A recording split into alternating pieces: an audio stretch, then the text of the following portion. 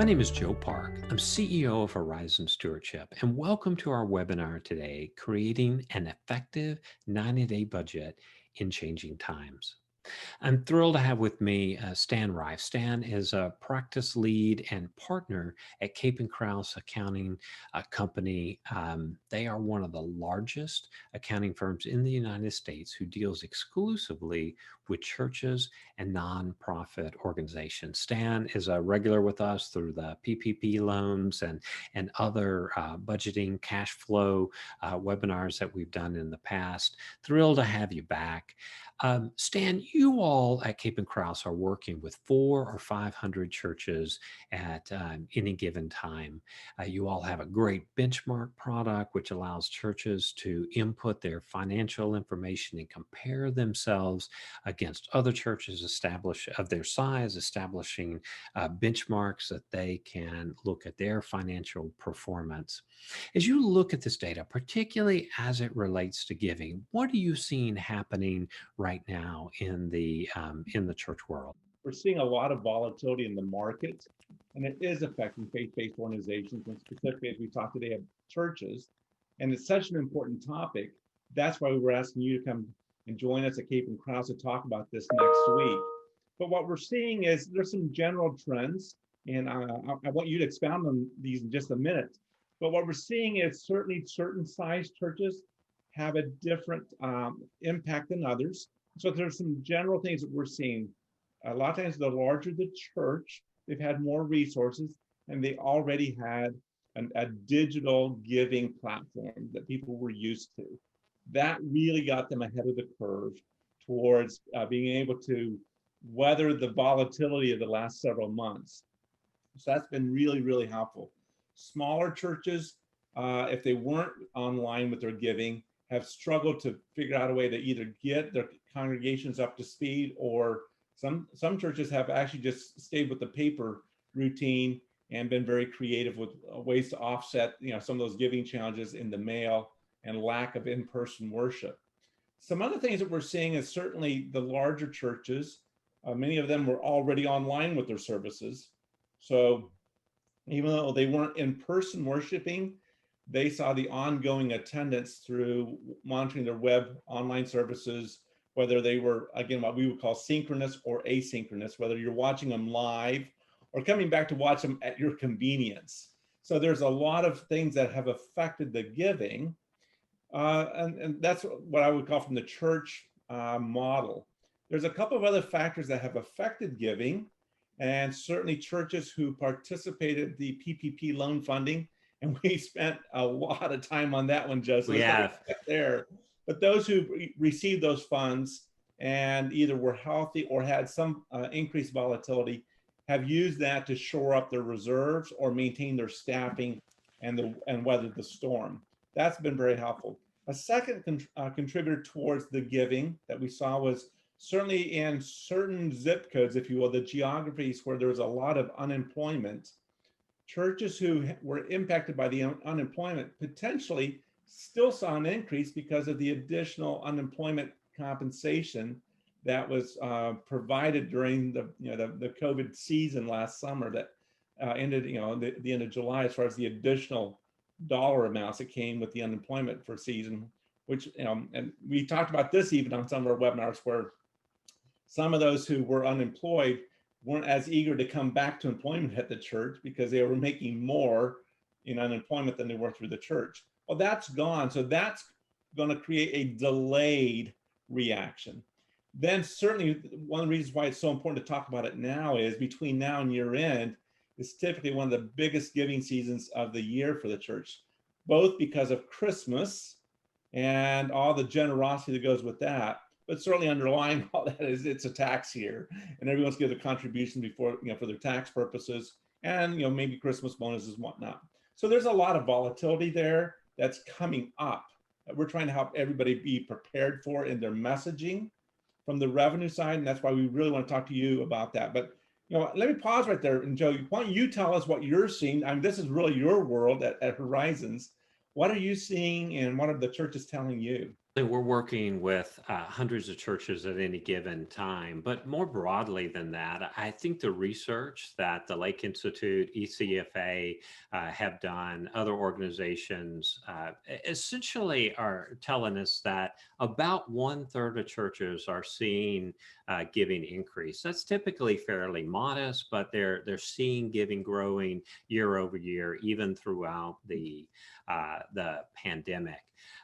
You've got about a third who are also basically stable. They're experiencing what they were experiencing before, and roughly a third who are experiencing decline. Now, what's happening are the churches that are in decline are declining more than the churches that are stable or giving is growing. So overall giving, I think, is down about 5% to the church, which really is a function of churches who maybe already had pre-existing conditions, or they were slow to get into recurring giving. They have not had robust offerings in terms of their worship, small group, the engagement strategies. We certainly see those as a big correlation between churches. But by and large, most churches are doing pretty well. And if they took a PPP loan with reduced expenses, the majority of churches that I'm working with are actually having one of their best cash flow years in a long time. We do see a lot of challenges for 2021 coming up, one of which is just how long it takes giving uh, to return once there's economic impact. And so those uncertainties are certainly really the topic today. We're going to get into this a little later, but Lake Institute did a broad study of churches, and not a single one was increasing their expenses in the coming year. Not a single church in that entire study said they envisioned doing that. So we're going to speak more if you're interested in the trends that are impacting giving. We're going to do a whole webinar on that. And so you'll walk away with a lot of data points, a lot to think about with that. But what I'd like to do now is to let's get on into the budgeting side. You, Stan, have a great perspective. You all have a number of partners, offices all around the country. As I said, you're probably engaged with maybe 500 churches at any given time. What are you seeing in regard to finance, budgeting, the fiscal structure of churches planning going forward? What's the big picture that you see, and then we'll drill down from there. So a couple things, and you've done a great job laying this out, Joe. I'm really looking forward to going deeper next week together on this topic. But certainly, let me just start with, my guess is everybody on this call, you and me included, at some point we have just a little bit of fatigue. Now, this has been ongoing, just a lot of churn, a lot of uncertainty, just a lot of extra effort to make things happen. So everybody's feeling the fatigue and the uncertainty, and certainly, we're approaching election day and the uncertainty with that, et cetera, and all the other pieces. But we're hearing some great economic pieces, and the uncertainty is still there, though. What we're finding is across the board, just like you're saying, there's about a third of the churches who are actually in a better cash position. Some are about the same, and others, their cash position may be a little bit better than it was, but they're certainly at risk. That's that lower third who have seen the decline. The PPP funding is extending their runway, but the decline is much more rapid, and so their runway to make adjustments is much shorter to be able to be sustainable long term. So with that, what we're really suggesting that moving forward, and this is indeed what the research is telling, and as we work with the churches, we're seeing it, is kind of build next year's budget on an amount less than this year's actual. So a lot of them are going with, okay, if we spent, for round numbers, $100,000 in our budget, we're going to budget next year at about 90%. So, and how does that play out? And so what we're actually suggesting is that you might want to build 5 budgets. And that sounds overwhelming. And that's why I started with fatigue and all these other pieces. You're asking me to do what? Well, we're going to really simplify this and take the emotion out and create the guardrails with the milestones along the way to actually be able to anticipate which budget will you use, and it's already pre-built, and you'll know which exit to take to get onto that runway, if you will. So I'm using the highway analogy. So with that, certainly start with last year's budget, depending on which. Before we go too far, I'm looking to see if people are turning this off. 5 budgets sounds overwhelming. I'm imagining what you're going to be explaining is creating a budget with options where people have predetermined what they will do under certain circumstances. So it's not 5 complete budgets as much as it is options. Am I right on that? That is correct, Joe. So what we're saying is create your baseline and then and we'll evaluate this on the 90-day window that says, what do we need to do if we need to reduce by 10%? What do we need to do if we need to reduce by 20%? But I also want to encourage, hey, what if we could increase by 10%? What if we could increase by even more than that? Because our giving is flat or increasing and our expenses remain low and we've got the opportunity. So there's all these combinations that don't require extra work. It's just a different perspective of how to look at it. Mm-hmm. And so when you're right, so the provocative side is create 5 budgets, but we want to also show the simplicity that takes the ambiguity, the scariness, and the work and the emotions out of it so that you've got clarity and it takes that uncertainty out of what do I do next. We know what to do because we've created a very, very simple approach to what would otherwise be an overwhelming task. All right, well, we're sitting on the edge of our chairs. Take us to the promised land. Okay, so what we want to start with is the known. We always have, with all the uncertainty everywhere we look, what do we know? Well, we know what last year's budget was with uncertainty. I.e., we know we've gone through 6, 8, 9 months of COVID by the end of the year. We will also have known where our year end is. So we'll start with that. And then what we want to do is start peeling back some layers of these are the fixed costs. We'll talk about those, for example, let's call it maybe your mortgage or your lease payments. They're kind of fixed. You can't go to your mortgage broker necessarily and just decide to pay a portion of it. Your utilities are going to keep. Those become fixed. You know what those are.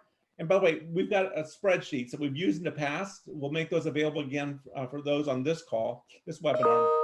But it helps you really organize all your expenses by fixed costs. And then we call the next layer your kind of semi-fixed. These would be primarily your payroll costs. You don't want to be hiring and laying people off. It's too disruptive to families. It changes your culture. All the reasons why we don't want to just hire and fire people arbitrarily. But those become semi-fixed. If you need to, where do we go next? And then the third category are the far more variable, more direct ministry impact, whether it's a Sunday morning if you're open or not. Can we have youth camp or not? How big of a Christmas celebration can we have at church?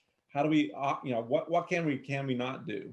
So once you break those down, then we say, if we are on track, we can keep doing these things, even if you don't have the tactics of what's the Christmas program look like. For example, a year from now, we're going to set money aside for a Christmas program in person, or we're going to have youth camps next summer, or we're not. But you build it in. And then as you go every 90 days, you're now looking to say, how close can we implement or not implement? And what do we need to adjust based on the giving that's coming in and the baseline expenses that we know we have to do? How much is available for additional ministry expenses without eroding the reserves? Or if you found that you're in a stable place, should we be increasing our giving to impact the community further? And so with that, then certainly we'll spend some time thinking about our budgets of how to increase our community impact without having to spend more money and eroding our stability for the church. So we can talk about that at the end. All right, before we get too far down, let me see if I'm following and I can repeat back. What you're suggesting is establishing a budget, reviewing that budget every 90 days to make adjustments. whether that's a rolling 90 days or literally taking it quarter by quarter, and having looked at our expenses in three different areas. Those are our fixed expense, so things that we cannot easily shift, like our mortgage payment and electricity bills and things that will be ongoing. And then we have our semi-variable, which is our primarily our labor. We can shift it, but it is very expensive for the church to hire, let people go. And then we have the pure variable, those things that we can choose to do or not choose to do.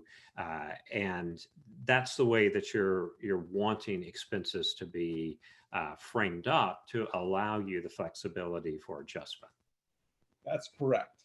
Okay. So then with that, once you simplify it to that level, then when you're looking at how's our giving doing, you now know where to look first and what you need to cut.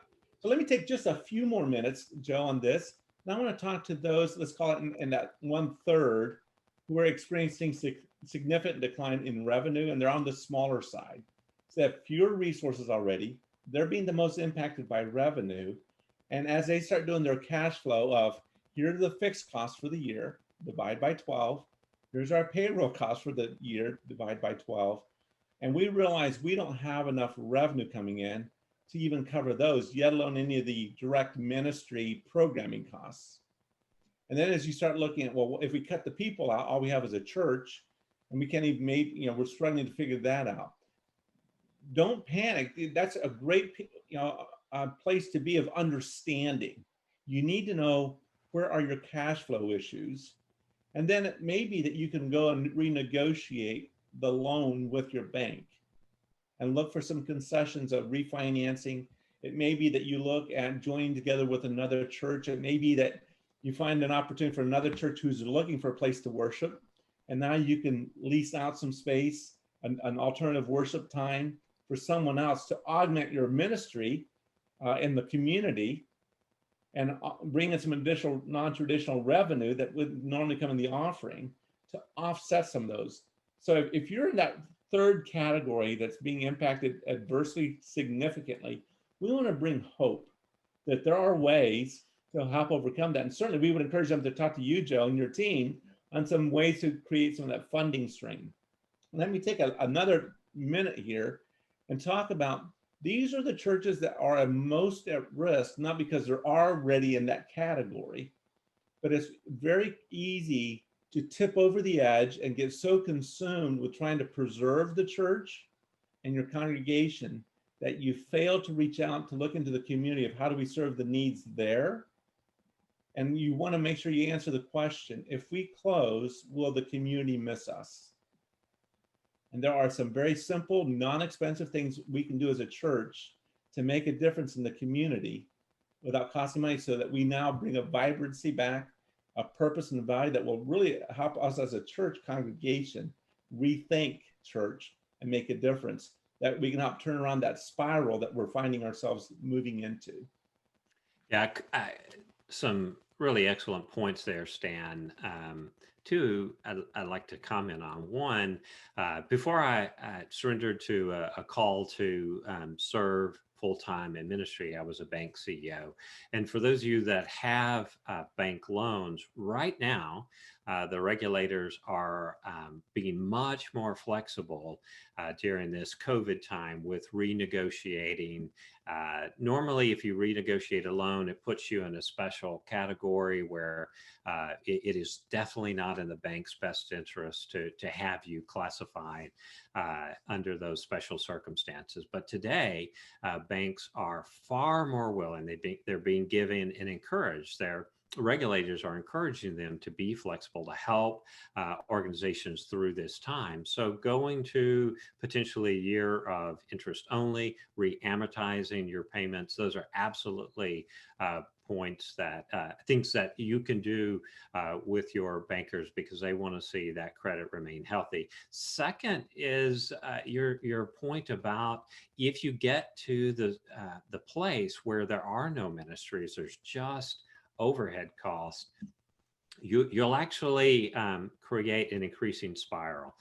People will shift from your church, they'll shift their giving from the church. And so when you get to that place, after you've done what you can do on the expense side, uh, you definitely need to look at the revenue side so that you can maintain those ministries. And we're happy to have conversations with you about what that might look like in your setting. So don't forget, there are two pieces of this. Revenue is one. We're going to be talking about that in the November 4th webinar. But if you're not tuning in for that, if you're just thinking we can do away with ministry and keep the overhead, that is not a long-term strategy. That's like putting a tourniquet on, and there are consequences for it.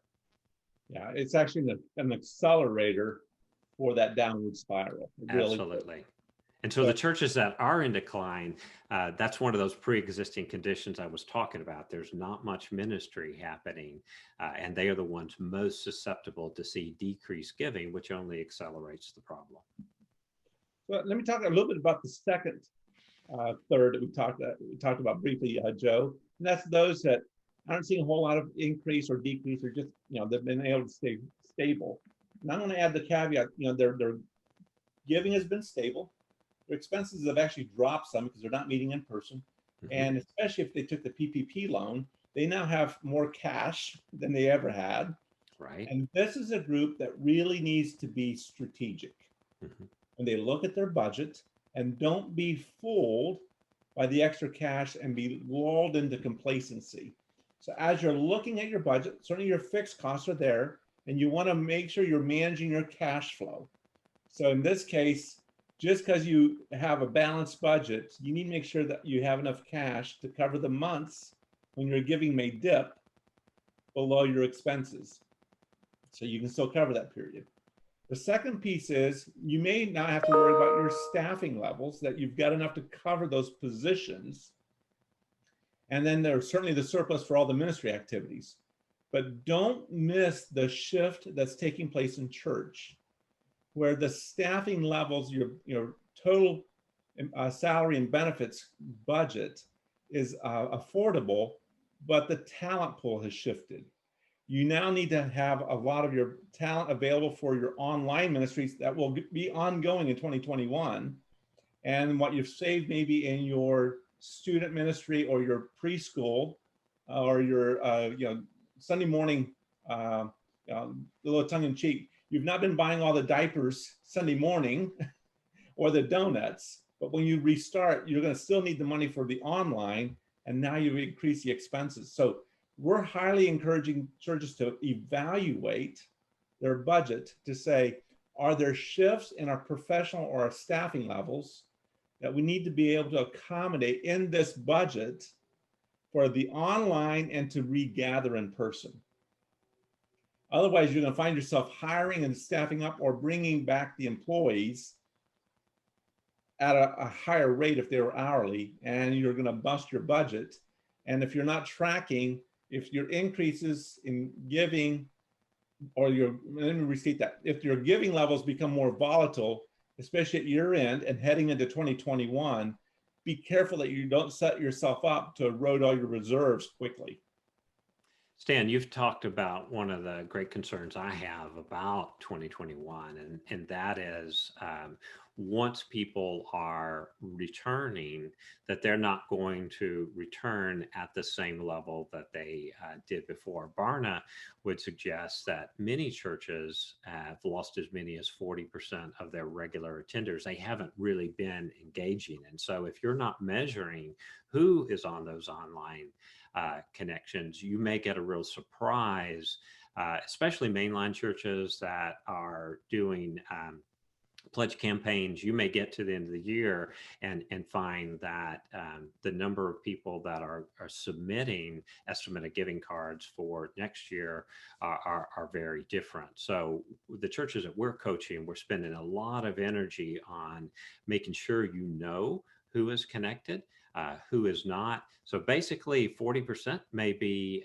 not engaging with you at all. And then a significant portion are actually watching your online church, or they are watching a different online church. And so they're kind of double dipping. And the upside is, I think what will happen is when we turn the corner, people will, if you continue to have an online presence that's sticky, where you're speaking to them, it's not just peer in, but you're speaking directly to the online viewers, you're actually going to have people attending church more often, but they're going to choose to do it more frequently electronically and not necessarily concurrently. Big shift going on right now from the number of people that are attending on Sundays or during the weekend service, and the number of people that are downloading church over the course of the week. So reframing what is attending church is going to be important, because I would tell you that even if you don't see that as attending church, the people who are enjoying that do. And so it's going to be, for most churches, both and. If you worship more than 100 people a week, it's probably going to be a both and strategy moving forward. And this is where the higher costs come from. So you're going to have to look at some of the expenses that you've had, things that you may not be doing in the future, so that you can run electronic, not just worship, but this is going to play itself all the way through your discipleship and ways that people serve. Absolutely, Joe. I couldn't agree more. And that actually is a great segue into that kind of that top third. That would be the larger churches, that many of them have actually seen an increase in giving, a substantial increase of online giving attendance.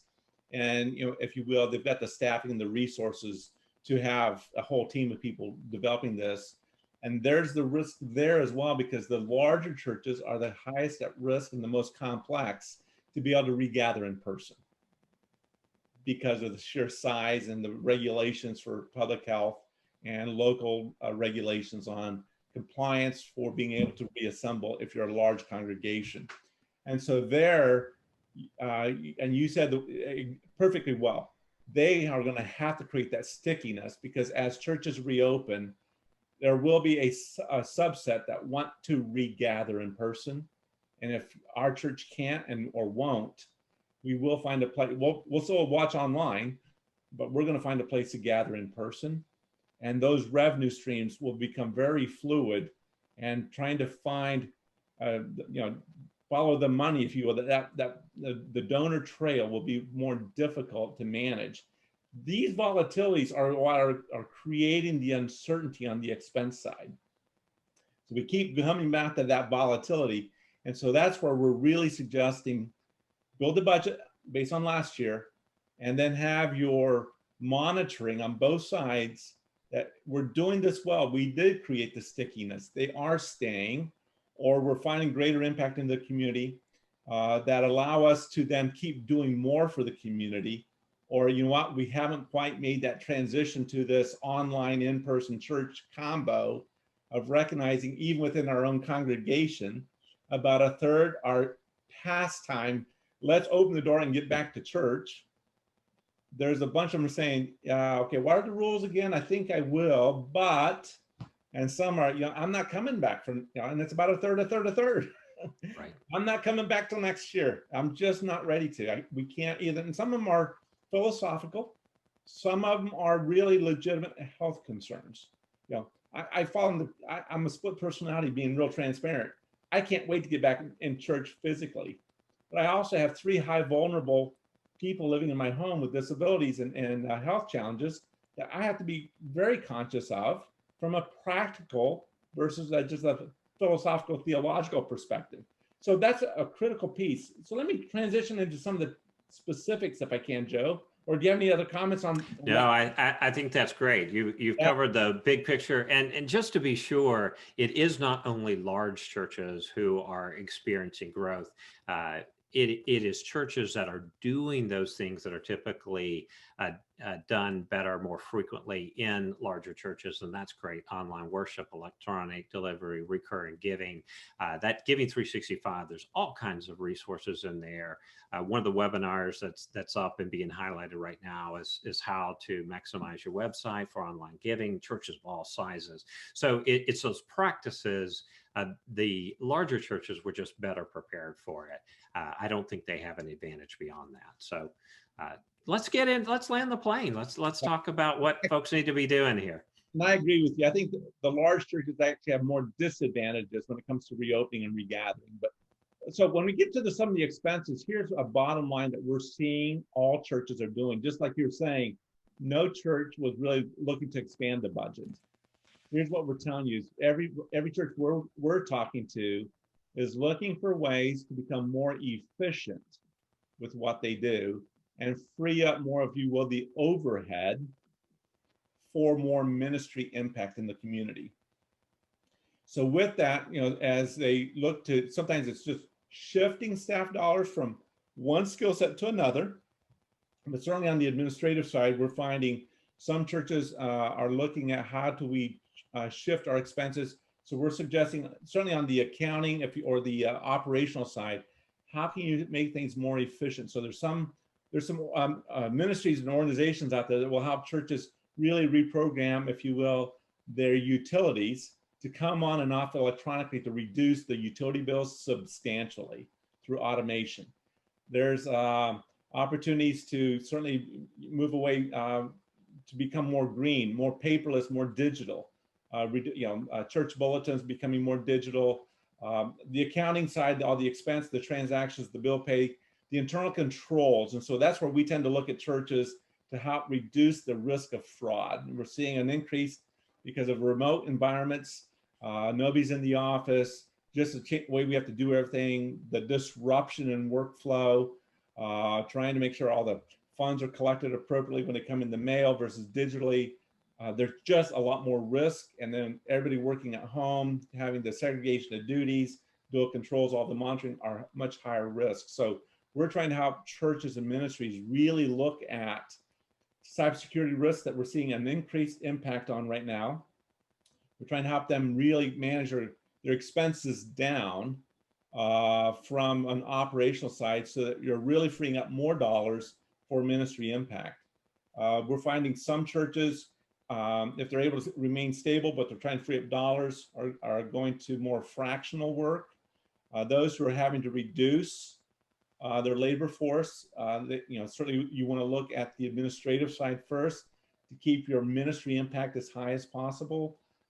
There are some who are recognizing increased demand for services and ministry, but they don't want to, fund that. So we're talking to several churches now about, okay, we've got more demand on our time to do things. We're trying to help them automate, digitize, integrate to reduce the labor costs so they don't have to increase their staffing levels. So there's just a lot of things there that we want to help organizations look at, in particular churches, regardless of size. How do we reduce the overhead and put more dollars into the ministry impact? And then, the second piece is those dollars become available. How do we leverage those through volunteerism to have more community impact in a changing environment beyond just seeing the church as a Sunday morning gathering place? And so we'd love to talk about how to use some of those budget dollars in uncertainty to increase the leverage of ministry impact. So Stan, before we leave the expense control piece, as I'm coaching churches, one of the things that I'm asking them to do is to look at the programs that you have paused and only restart those that are giving you the highest return on your investment. This pandemic is a great opportunity to let go of some of those programs that you've had in your church that are driving the expense and labor and such, because they're not returning the best possible return on your investment. So to me, this is where your greatest opportunity is to not restart that which is not bringing you the benefit. We're also seeing a lot of churches now spin into uh, your volunteerism. Volunteerism not only in serving, but in the partnering with other churches and organizations to create volunteer opportunities instead of managing those all yourself, to partner with somebody. And so what you do is drive volunteer participation from your church to the nonprofit or another organization that uh, another church, which can reduce your overhead as well, right? When you don't own every one of the services where you partner, there can be substantial cost savings there on the variable side, and that'll flow back through to your semi-variable and your fixed. Absolutely. And so let me just lean into that, Joe. So it's certainly, as you look at your ministry programs and the ones you've had to discontinue for a variety of reasons, you may want to think creatively of how to use some of those dollars to have a similar impact, but a different way. Let me put it this way. Uh, uh, there's a church that I'm familiar with, I've worked with, that certainly their student ministries has been impacted. Elementary, middle school, high school, and they've got all these volunteers that would normally be involved somehow throughout the week and staff and the weekends. And that school has restarted and they're not able to regather in worship and their normal activities. They've taken one of their buildings and opened it up as a kind of a virtual classroom for students who can't be at home or need additional tutoring and the parents can't help them. Parents can now drop them off in they've set it up with the plexiglass shields, and they've got to make their internet available to these students. And they've got volunteers who are helping to serve as proctors in the classroom, as tutors, if you will. And it's a great, and they did this in cooperation with the public school system to say, how can we serve you as a church? We have a resource. And now that created a great community outreach that a church is adding value to the local community. Volunteers are staffing it. And now families are being valued from that process. And that happened to work in that particular environment. It doesn't work everywhere. But certainly a lot of volunteers, a lot of churches are serving also to help with packing food for those just like the various food pantries, if you will, the grocery closets, if you will, different names for different churches. So many ways to provide assistance without it costing you a lot of money, but you already have resources in staffing, volunteers, and facilities that you can be creative to find ways to help your community.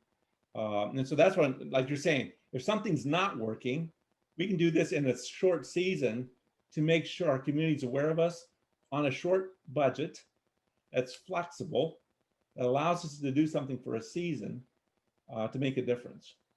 Stan, you talk about in your slide deck, you talk about what expenses to cut, and you've got a variety of options there. Most of them are pretty self-explanatory. One is it says reverse order how a startup would build a church. Unpack that for us. So if you're a church plant, who would you hire first? Who's the next person? And you start looking at that as, who do we really need at the core?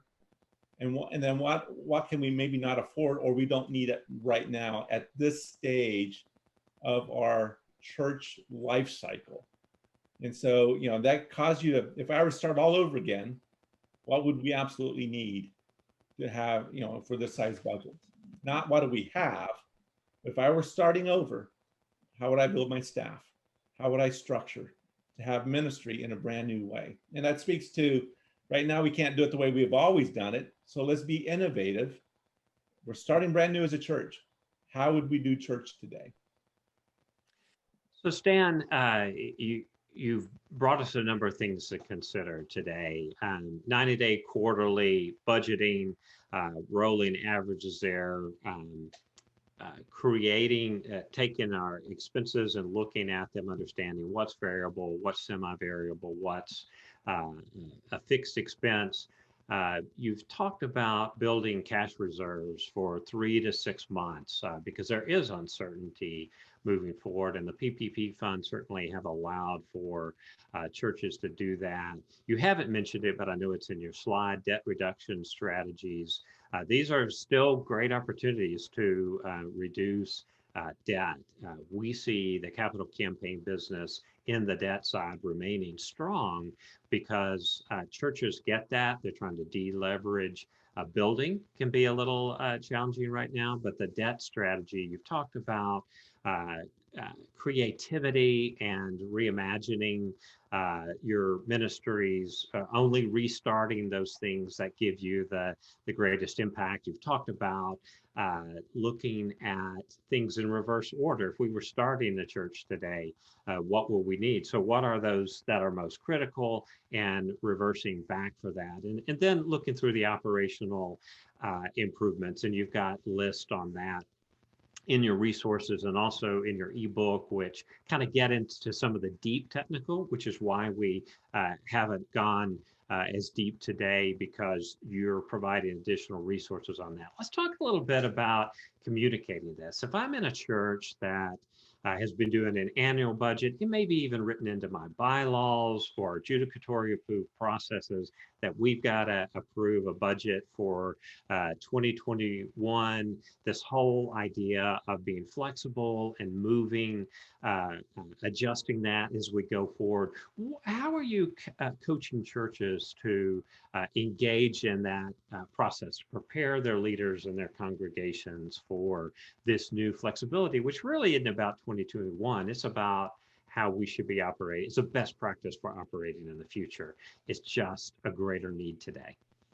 So absolutely, Joe. So here's what I would say is we would absolutely encourage more communication and not less.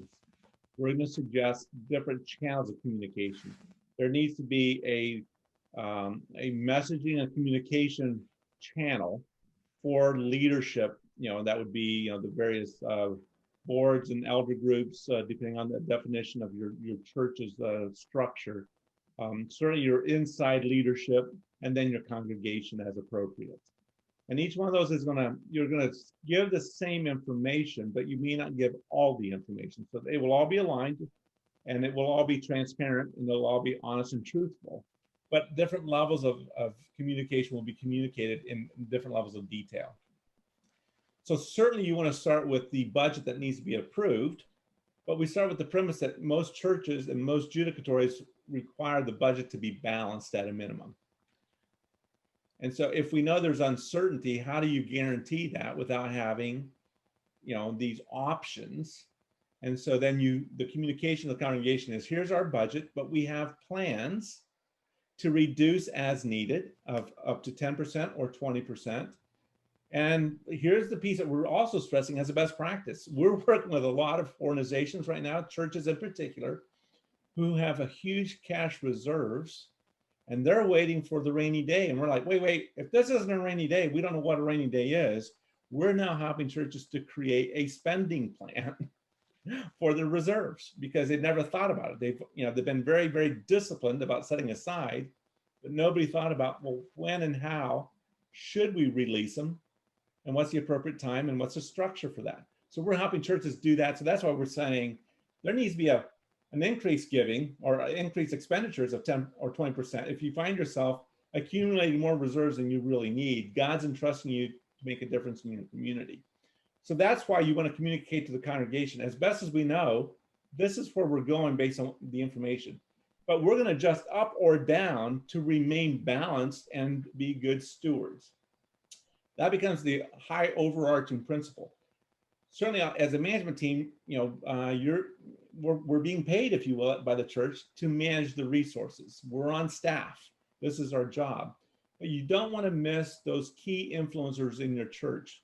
The elders, the deacons, the business leaders who are giving significantly, and especially those who are committed business leaders in your congregation have a vested interest on both sides. They're giving, and they want to make sure there's good stewardship. We're trying to manage, and many times our business leaders will have some business acumen and economic insights that we may not have as a church leader. And so by coming together in a shared way to say, we need to lean on your expertise as a business leader, and we're going to lean in from our church experience, and to collaboratively, we'll come up with these plans. Because here's what I can tell you, John, and you've experienced the same thing, I'm sure. When we talk to donors and significant church contributors, when a church comes to them and asks for additional dollars to help, one of the questions they'll say is, let me see your plan and what cuts have you made? Because I had to make significant cuts with my business, or I had to have a contingency plan. And as I steward those resources of what God's providing because of managing the business well, I want to make sure that it's being stewarded well by the church, and that you're cutting out the fluff, that you're being a good steward of the resources as I'm entrusting them to you, because God entrusted them to me as a business leader to then give. But I want to make sure the church is also stewarding it well for the greatest ministry impact. So great communication with the influencers, the decision makers of the congregation, to work closely with the church in much greater detail to look at those contingency plans and the mile markers that say, now is the time in this 90-day period to take the next step of either a reduction of a percentage or an increase of expenditure of a percentage, because we've already thought through, if God provides this way, we will do this. If God provides a different way, we will respond this way. Having those influencers, the governance and influencers, along with management who has to execute and implement, is the best way for the congregation to then be have that confidence that the church is in really good hands from a financial stewardship perspective. So, Stan, one of the things that we're coaching churches to do is to communicate that right now with their financial leaders. Begin to gather your ministry and financial leaders together, and in communication, and communicate with them in a way that lets them know what your plans are, lets them know you've shifted your annual giving effort to January and February, and this is why we've done it, that our budgeting is going to look different. Because to maintain a balanced budget, we're going to have to be flexible given the uncertainty. And if you will begin to share that with them, you will have essentially created critical mass before you're going to congregation for your congregation for a vote on approving a budget, because the people who are really invested in that will already understand it. I sure appreciate you being with us today. This is the resource, the electronic, the ebook that you all have put together, How to Budget Effectively in Changing Times. This will be in the 365 Giving resource library, the link to download this. Anything you want to share, Stan, in closing? Again, Joe, thanks for the opportunity. I want to thank each of the participants today for joining us. Anything we can do to serve them, if you're trying to sort out priorities in your budget, how to make that work, if you're looking at, how can we become more efficient, more automated? How do we, all this online giving has to be tracked back to the general ledger system. So, we want you to help with, getting the online giving and the discipleship going. We want to make sure that it gets processed properly into the systems and efficiently, effectively, with good internal controls. But there's a lot of things that we can just certainly love to help serve the church to make sure that they're putting as many dollars as possible into that community impact, community outreach to further the kingdom. Stan, thank you so much for being with us today. We look forward to our next webinar where we're going to look at the revenue side. If folks have questions, they can contact you on the CapinCrouse website. All of those touch points will be provided in Giving 365. You'll get a link to that. Thank you for joining us today, and God bless.